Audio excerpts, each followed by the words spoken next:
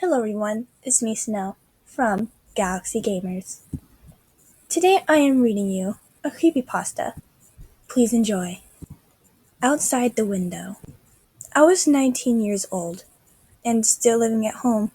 My dog Cooper, a pit bull, always slept with me. He would never wake up at night, let alone bark or whine.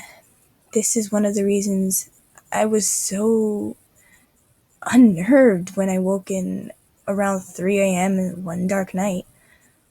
When I was awake enough to know what was happening, I noticed that Cooper was standing over me. All fur on his back was standing on, and he was making a noise that I never had heard him make before. It sounded like a mix between a growl and a cry. I was more worried about him than what had frightened him at this point. That is, until I noticed what he was looking at. Cooper was staring straight at the window right next to my bed. He had such anger and fear in his eyes. I don't even know such emotion could be displayed by my dog's eyes. As soon as I looked out the window, Cooper turned around and sprinted out my room. I sat completely still for a moment before I gained the courage to look out the window again. I slowly turned my head towards the window. The dread became to gather, but I knew I had to. I finally turned my head the last couple inches and focused my eyes to look. But I didn't see anything. But I definitely heard something. I sat completely still in my bed, suppressing the childish urge to cover my face with the blankets and hope whatever was out there went away. But my curiosity held in my place. I had to know. Suddenly, I heard heavy and slow footsteps outside my window. The rocks outside made them sound too loud and too close.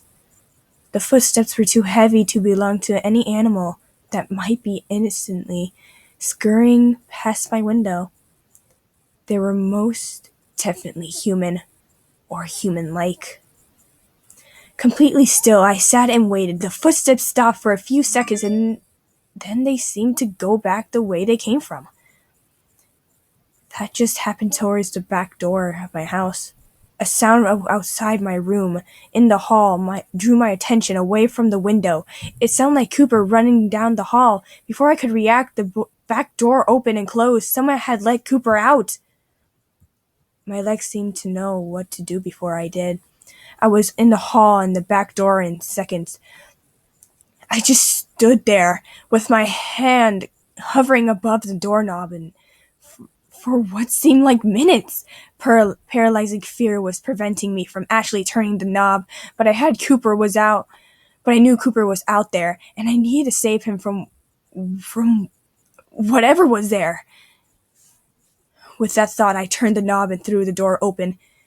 I don't know what I was expecting, but completely and utter silence was not it. A countryside is usually much more lively at night with crickets and all. As for light, there wasn't any. I took one hesitant step out of the doorway. That was when I heard it. It was the same noise I had heard Cooper make earlier. I felt a hand on my shoulder and whipped around. It was my father, wondering what on earth was I doing and telling me to get inside. I frankly tried to explain that Cooper was out there and something that walked past my window a few minutes before.